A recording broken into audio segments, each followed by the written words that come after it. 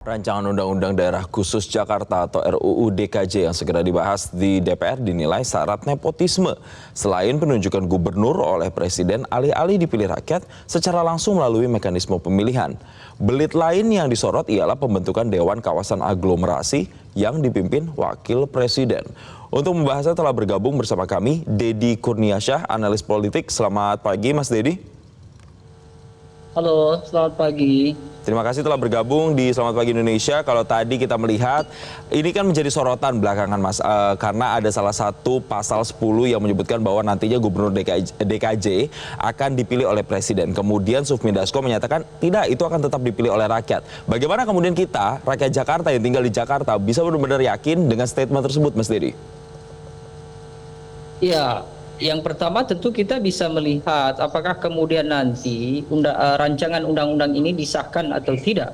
Kalau rancangan undang-undang ini disahkan, saya kira memang ada desain besar di mana kekuasaan hari ini tentunya ya, kita bicara persoalan hari ini, itu sedang berupaya untuk menguasai sebanyak-banyaknya tempat dan menguasai sebanyak-banyaknya sumber daya. Termasuk juga di DKI Jakarta menurut saya, atau yang nanti akan berganti nama menjadi daerah khusus Jakarta.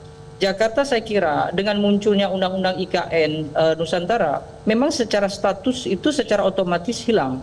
Dalam artian hilang sebagai statusnya ibu kota. Tetapi tidak kemudian itu mengubah proses politik dan proses penunjukan atau proses regenerasi kekuasaan yang ada di daerah khusus Jakarta. Pemilihan langsung terkait dengan kepemimpinan justru ditambah bukannya hilang. Misalnya ketika daerah khusus ibu kota kemarin kita hanya memilih gubernur, maka begitu daerah khusus ibu kota itu hilang begitu ya, maka wilayah-wilayah di kota dan kabupaten di bawahnya itu semestinya menjadi melebur, artinya menjadi daerah biasa, menjadi daerah otonom sama seperti provinsi-provinsi yang ada di Indonesia lainnya. Jadi hemat saya justru DKJ ketika berubah dari provinsi menjadi kota khusus ekonomi begitu ya, menjadi kota global begitu, maka justru wali kotanya justru kembali dipilih oleh publik, bukan justru malah dihilangkan, bahkan hingga ada wacana aglomerasi, bahkan kalau tidak pun bisa sampai ke Cianjur misalnya. Jadi saya kira ini sesuatu yang cukup menggelikan lah dalam proses demokrasi kita gitu. Upaya-upaya pemberangusan saya kira mungkin tidak sejauh itu, tetapi yang pasti adalah upaya-upaya berkuasa lebih besar itu ada di rezim hari ini dan di rezim mendatang. Terlebih rezim hari ini dan mendatang adalah dari kelompok yang sama. Hari ini Joko Widodo, yang ke depan adalah Gibran Rakabuming Raka. Itu kan masih satu keluarga. Satu keluarga. Jadi layak kami untuk dikritik saya kira. Baik, sebelum kita bahas detail terkait dengan analisa tadi, tapi artinya begini Mas Deddy, kalau misalnya memang nanti dipilih oleh presiden, memang apa sih sebenarnya dampaknya, atau ada kemunduran ke demokrasi di situ yang Anda lihat atau seperti apa? Iya, kemunduran demokrasinya mungkin hanya persoalan teknis ya, tidak begitu beresiko lah, hanya kehilangan mata pilih di DKI Jakarta, dan itu pun konsekuensinya juga harus terkait dengan seluruh pemilihan yang ada di DKI Jakarta. Kalau kemudian pilkada ditiadakan di Jakarta, maka seharusnya pada pemilu-pemilu berikutnya begitu ya, maka daerah aglomerasi di DKJ juga seharusnya tidak ada. Artinya warga negara yang ada di kawasan Jakarta atau di wilayah aglomerasinya juga harus tidak dilibatkan di semua pemilihan apapun ke depan. Tapi kalau nanti kemudian di pemilihan umum atau di pilpres mereka tetap memilih begitu ya, maka itu sama saja. Dan kalau betul ada kekhususan di Jakarta, maka seluruh warga negara yang ada di Jakarta juga harus dilayani dengan khusus. Mereka seharusnya tidak ditimpakan hal-hal yang bersifat kewajiban publik, misalnya membayar pajak dan segala macamnya. Karena ini adalah wilayah khusus ekonomi, seharusnya memang ditanggung sepenuhnya oleh presiden, kalau kemudian memang ditunjuk oleh presiden. Dampak terbesarnya saya kira justru adalah presiden akan memiliki kekuasaan yang lebih besar dibandingkan yang kemarin. Sementara kekuasaan yang kemarin saja itu belum tentu bisa mengakomodasi seluruh kepentingan warga negara. Kalau kemudian sekarang ditambah dengan DKJ, lebih-lebih dengan wilayah aglomerasinya, maka ini akan terjadi ketidakseimbangan dengan wilayah-wilayah yang lain. Sebaran-sebaran pembangunan dan segala macam saya kira tidak akan berkembang. Kenapa? Karena semuanya akan terfokuskan di Jakarta semuanya. Kenapa? Karena yang mengendalikan langsung adalah pemerintah pusat kan kira-kira begitu. Oke, ada enlargement power begitu atau penambahan kekuasaan presiden di situ. Mas Dedi, kita bahas lagi nih satu-satu. Masuk nih kita soal kekuasaan. Kalau saya mau pinjam statementnya Mahfud MD menyatakan kita ini patut curiga, jangan sampai ini dijadikan akal-akalan. Ada cawe-cawe kah di sini yang Anda lihat dan seberapa besar ini cawe-cawe yang tertunjukkan di publik kalau Anda analisa? Ya tentu saja. Pasti ini ada intervensi, ada pelibatan, termasuk juga cawe-cawe presiden hari ini tentunya ya, yaitu Presiden Joko Widodo dalam menganulir kekuasaan yang kemarin mungkin kurang memuaskan gitu atau kurang besar, atau juga kita bisa juga meyakini bahwa ada wacana juga nanti ketika DKJ itu kemudian berhasil didirikan, kemudian dia akan dilimpahkan kekuasaannya ke cawapres misalnya. Dan itu adalah Gibran Rakabuming Raka, putra Joko Widodo. Nah itu saya kira yang cukup mengesankan, ada upaya-upaya buruk dari pemerintahan. Kenapa? Karena mereka tidak berpikir yang lebih demokratis, tapi justru mereka lebih memikirkan hal-hal yang sifatnya itu adalah kekuasaan sekelompok kecil orang atau oligarki. Jadi apapun bentuknya, ketika pemilihan kepala daerah itu ditiadakan dari wilayah yang seharusnya kembali pada status yang normal begitu ya, yaitu Jakarta, maka cawe-cawe presiden itu pasti ada di sana. Maka benar kalau Mahfud MD kemudian mencurigai, jangan-jangan ini ada bagian juga dari upaya-upaya untuk permainan begitu ya, bahwa pemilihan gubernurnya bukan persoalan kapasitas, tapi persoalan untuk memperluas distribusi kekuasaan begitu. Baik, Mas Dedi, nanti saya akan tanya, berarti kalau dari yang kita bahas sampai dengan sejauh ini, nampaknya tidak ada urgensi begitu ya untuk gubernur diangkat atau dipilih langsung oleh presiden. Tapi jangan dijawab dulu, Mas Dedi, kita harus tahan, usai jeda akan kita ulas lagi. Dan pemirsa, Selamat Pagi Indonesia akan kembali saat lagi.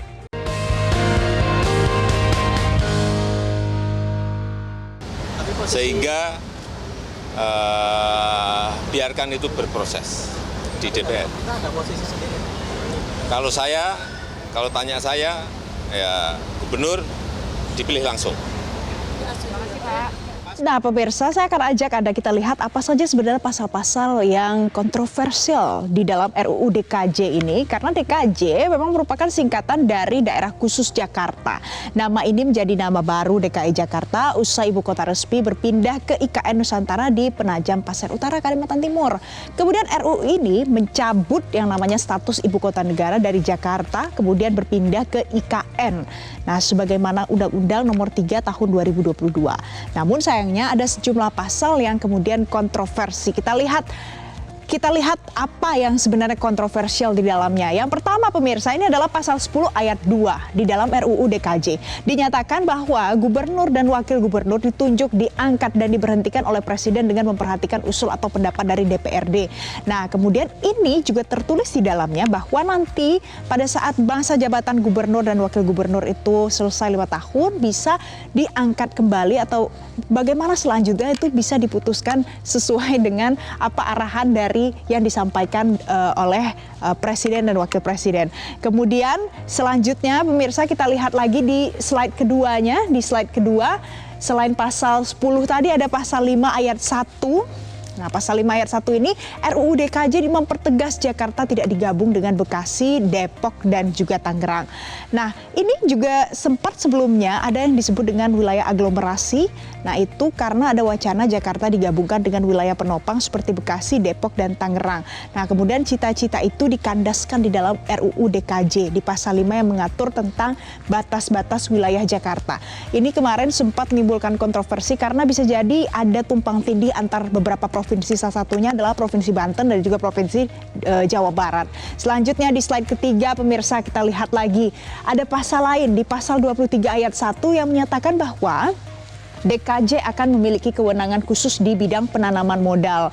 Jadi pemirsa, ini menjadi salah satu poin yang kemudian diutarakan karena pada saat ada RUU DKJ ini nanti cita-citanya adalah ekonomi di Jakarta menjadi jauh lebih baik lagi. Tapi minusnya adalah mungkin menjadi tersentralisasi hanya di Jakarta saja.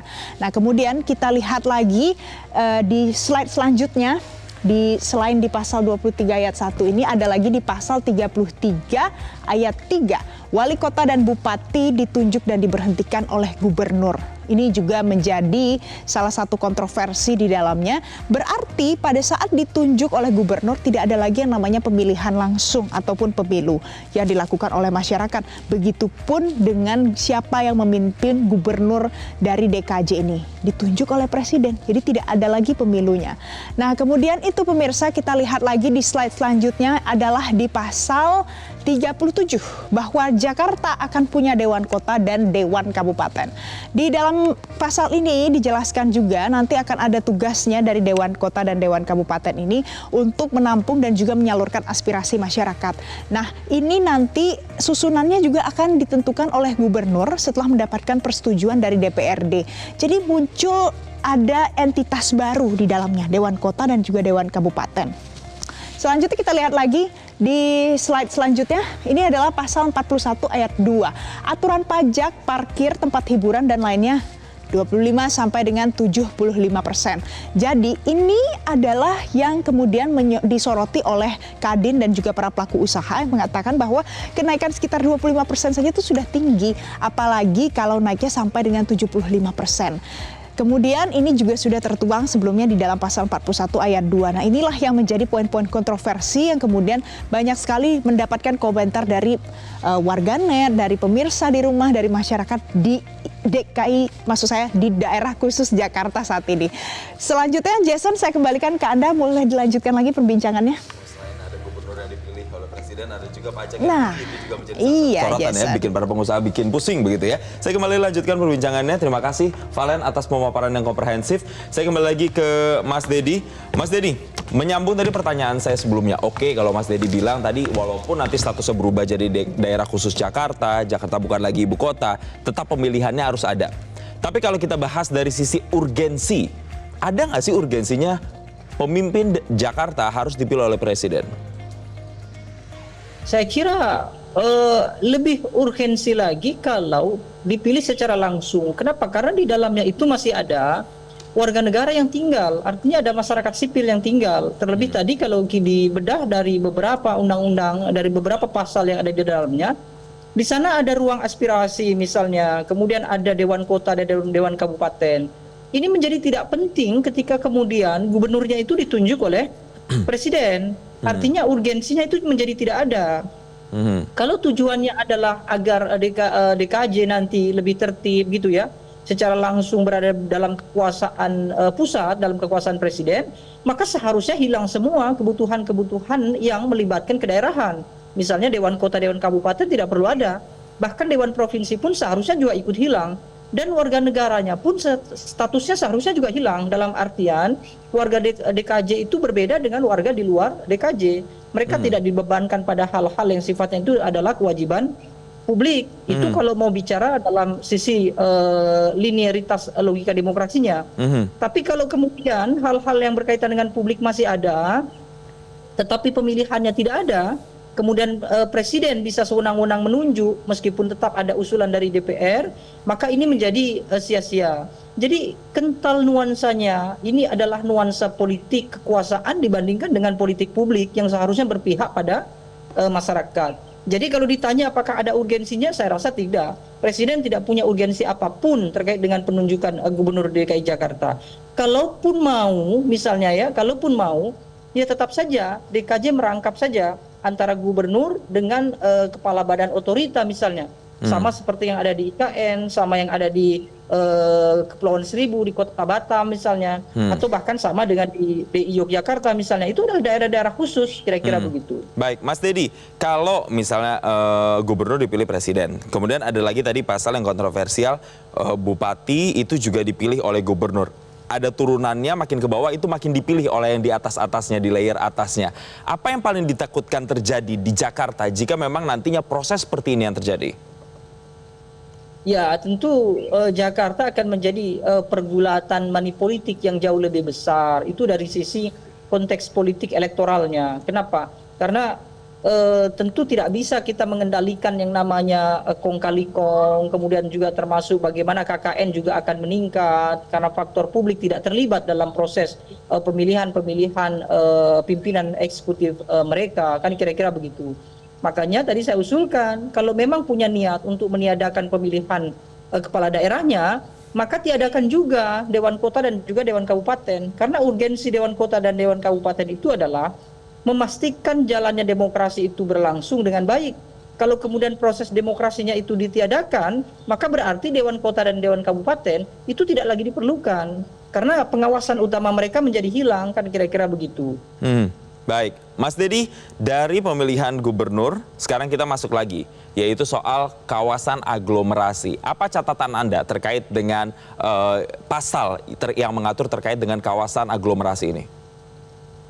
Begini, kita ini punya undang-undang namanya desentralisasi, otonomi daerah. Otonomi daerah saja itu tidak berjalan di hampir semua kabupaten kota provinsi di Indonesia untuk saat ini. Kalau kemudian kita tambah dengan wilayah aglomerasi yang ada di Jakarta, maka kondisi Jakarta sekarang atau ke depan ketika undang-undang ini nanti disahkan, itu tidak saja mundur tetapi juga berbalik arah. Artinya kan lebih cepat menjauh dari proses cita-cita demokrasi kita, termasuk dari proses pembangunan pemerataan pembangunan yang sudah kita jalankan selama ini. Terlebih lagi nanti akan kesulitan kalau kemudian menggabungkan wilayah-wilayah yang dari titik awalnya saja sudah berbeda. Kalau aglomerasi itu misalnya hanya wilayah Jabodetabek misalnya ya, ini adalah wilayah-wilayah perkotaan yang mungkin sudah mapan, meskipun juga kita akan berhadapan dengan dua provinsi lainnya, Provinsi Banten dengan Provinsi Jawa Barat. Tapi kalau misalnya seperti yang juga sudah diwacanakan misalnya sampai menyasar ke kawasan kabupaten misalnya, ada Kepulauan Seribu, ada kemudian sampai ke Cianjur, kemudian Tangerang, itu secara konteks pembangunan tentu akan melambat, akan menjadi beban yang disebut sebagai wilayah kawasan khusus ekonomi, wilayah khusus kawasan global, itu tentu akan menghambat. Maka dari itu saya kira DKJ kondisi yang sekarang itu sebetulnya sudah oke. Dia cukup diganti menjadi kawasan ekonomi yang sekarang saja di wilayah kawasan provinsi DKJ misalnya. Tapi tidak kemudian menghilangkan pemilihannya, justru ditambah dengan pemilihan wali kota dan juga kabupaten. Itu saya kira hal yang paling rasional dibandingkan dengan menghilangkannya.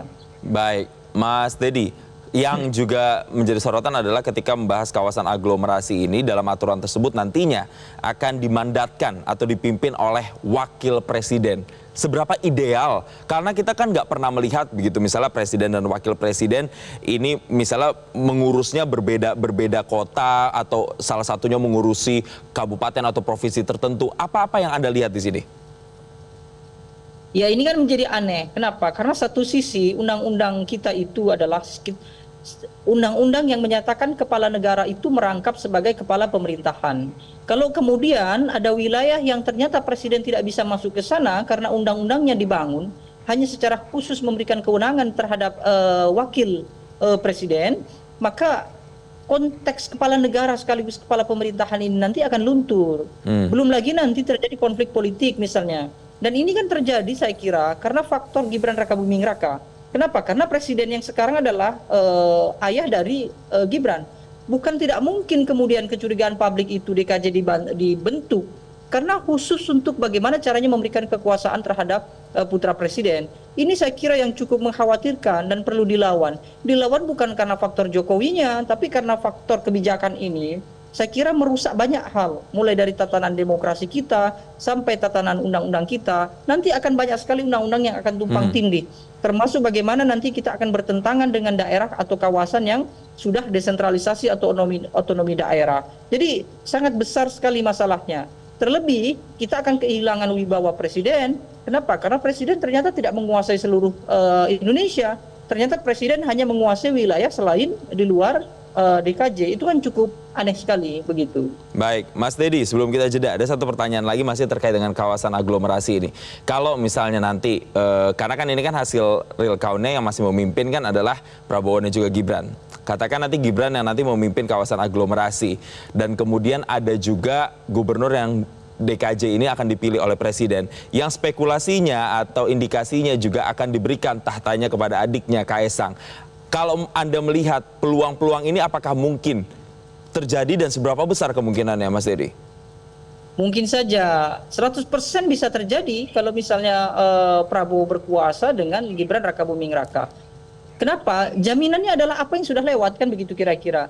Kita menilai Joko Widodo itu pernah mengatakan bahwa tidak mungkin yang namanya Gibran Raka Buming Raka itu bisa menjadi calon wakil presiden karena usia tidak cukup. Tapi yang terjadi apa? Yang terjadi adalah gugatan di Mahkamah Konstitusi dan itu pun berhasil.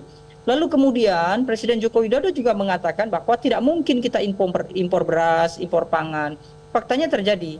Jadi kalau hari ini meskipun tadi juga dalam cuplikan Presiden Joko Widodo mengatakan bahwa Gubernur DKI Jakarta DKJ begitu ya, secara pribadi beliau menginginkan supaya dipilih secara langsung, tapi kan kenyataan yang sudah lewat adalah di bawah beliau bisa mengusulkan bahkan mendelegasikan orang kekuasaan untuk bisa menyusun bahwa DKJ nanti itu akan ditunjuk presiden, dan penunjukan itu jelas. Kalaupun bukan dari keluarga presiden, tetap dari kelompok-kelompok yang punya kepentingan dengan presiden begitu. Baik, nepotismenya di sini begitu yang saya tangkap kencang begitu ya, Mas Dedi. Singkat, kalau misalnya nanti memang kawasan aglomerasi ini dipilih oleh Wapres, apakah ini nantinya jadinya Wapresnya jadi nggak fokus untuk bantuin presidennya, tapi justru membentuk kekuatan politik baru di wilayah aglomerasinya? Nah, kalau ini mungkin bisa dilakukan ya, karena memang undang-undang kita itu tidak memberikan kekuasaan yang penuh terhadap wakil presiden.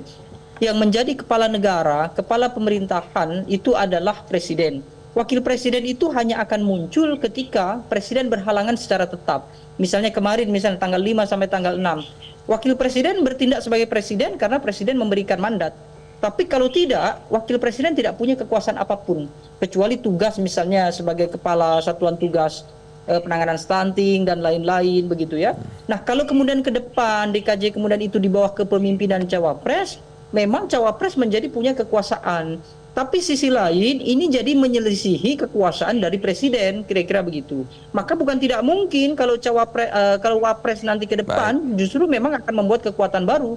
Bukan tidak mungkin kan terjadi persaingan dengan presiden, kekuatan politik terpecah, kira-kira begitu. Baik, banyak mudaratnya ketika memang RUU DKJ ini pasal-pasal yang kontroversial ini kemudian tidak dipertimbangkan. Kita nanti akan melihat bagaimana bergulirnya di balik DPR RI, mengingat juga 8 fraksi ini yang juga sudah menyetujui pembahasannya. Kita masih akan lihat nanti dinamikanya seperti apa. Terima kasih Mas Dedi Kurniasyah, analis politik, telah memberikan insight-nya bersama kami di Selamat Pagi Indonesia.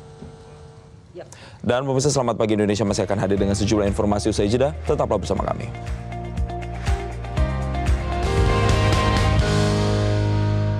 Jelajahi cara baru mendapatkan informasi. Download Metro TV Extend sekarang.